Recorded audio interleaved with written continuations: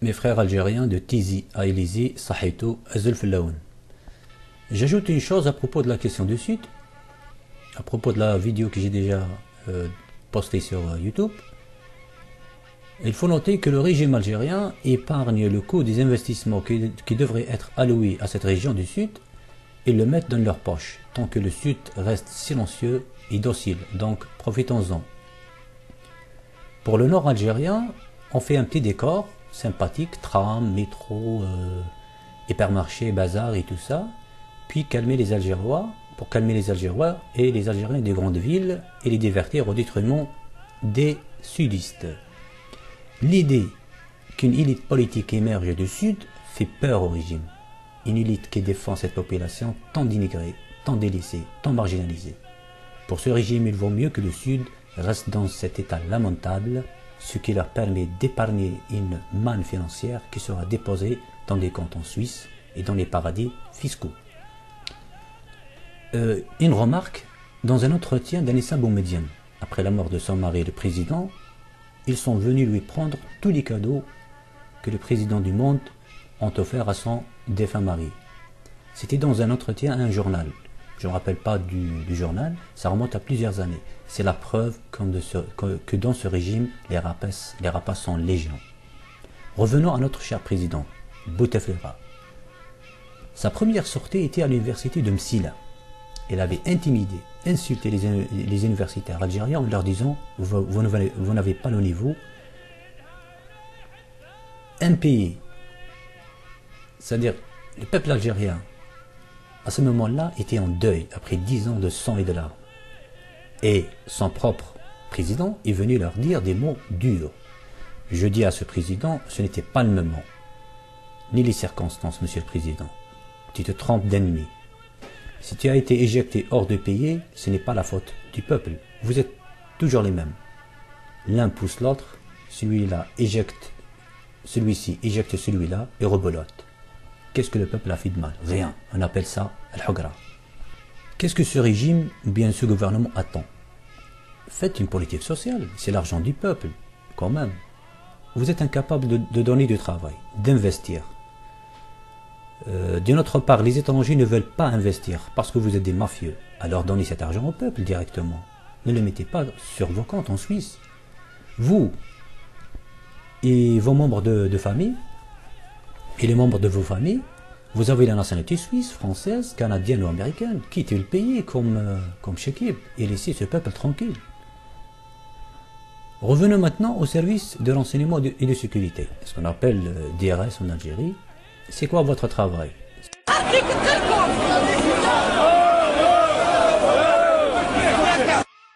C'est quoi votre travail?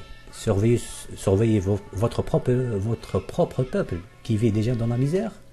Ce peuple qui est fatigué après tant d'années de guerre? Et enfin, vous venez envoyer vos bataguillas, ces branleurs sans honneur ni principe.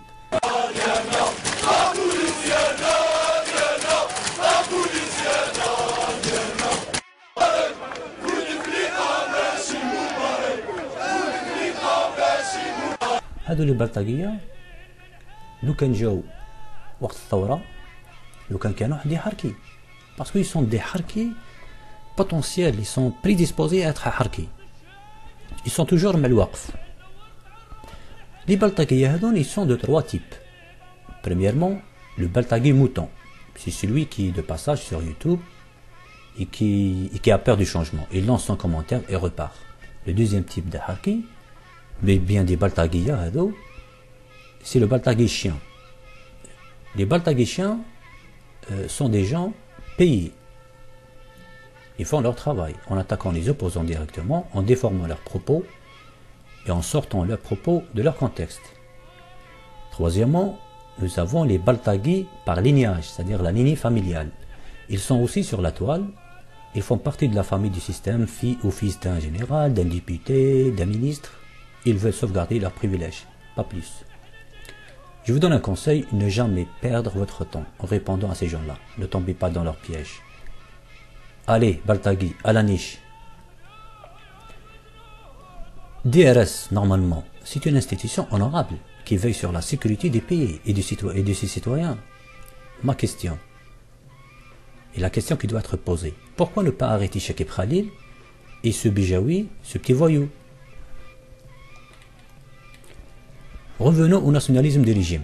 Moi j'appelle ça le masque du nationalisme du régime. Aban Ramadan et l'Arbi Ben Mhidi et les autres shuhada que personne ne connaît, ils sont morts loin des yeux. Leurs familles aujourd'hui souffrent. Il n'y a aucune reconnaissance de la part de la mafia, de cette mafia qui s'est accaparée du pays et de ses richesses. Ils nous parlent souvent de l'Ouattaniya, soi-disant nationalisme, mon œil. Nationalisme, c'est aimer son peuple d'abord. Par contre, vous le dépouillez de ce que Dieu lui a offert. Même la grâce de Dieu, maintenant revenons à la politique de ce régime à l'encontre de son peuple. Nous avons contre les sudistes, on pratique l'oubli. On a fait d'eux des citoyens folkloriques. Par exemple, à la télé nationale, on ne les voit que dans les fêtes nationales. On dit, voilà, celui-là est un tergui, celle-là est une terguia qui prépare des galettes, ce jeune sahraoui joue bien à la flûte, ou bien ce paysan a récolté la plus grande pomme de terre au monde. Que des conneries.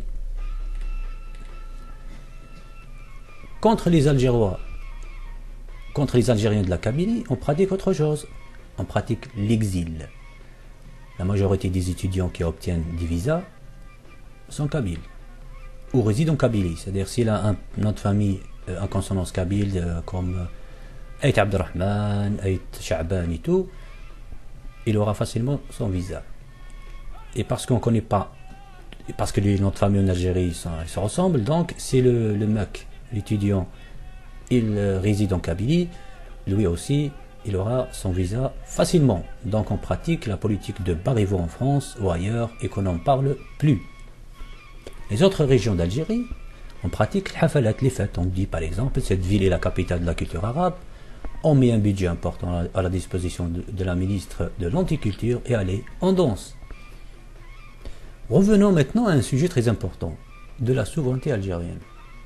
L'Algérie est un pays souverain, dites-vous? Je ne suis pas sûr autant que ça.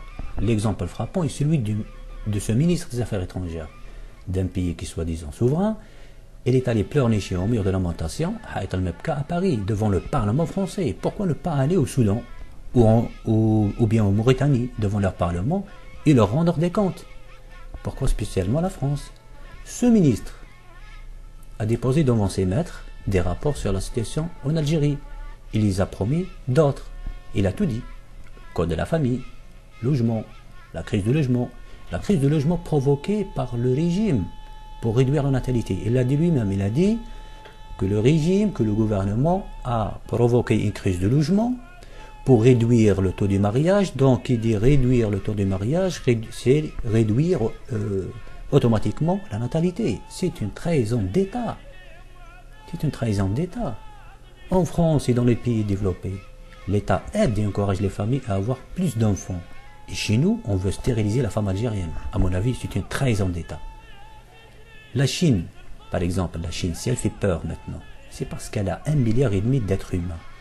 Et nous, avec nos 30 millions, ils veulent réduire ce chiffre, s'ils peuvent. Ils l'ont déjà fait, d'ailleurs, il y a quelques années.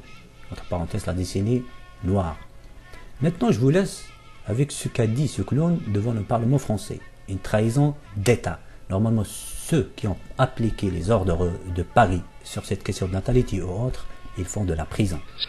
Alors, la croissance démographique, il faut la maîtriser, mais c'est vrai, il y a les techniques que nous connaissons, contraceptives, et je crois qu'elles sont assez développées dans le pays. Mais il y a deux autres éléments qui influent de manière particulièrement importante sur les tendances démographiques. Ces dernières années, sur le plan démographique, c'est la question de l'habitat. L'habitat, quand il est trop étriqué, fait ratatiner le taux d'évolution de la démographie, tout simplement parce qu'il retarde l'âge du mariage. Il n'y a pas de logement, on retarde. Enfin, avant de finir, la prochaine vidéo sera sur la curieuse affaire d'effacement de la dette des pays africains, et surtout celui du Mozambique, contre une concession forestière dans la région de Zambézie. Vive l'Algérie et gloire à nos martyrs. À bas les traîtres. Salam ya l'ahbab.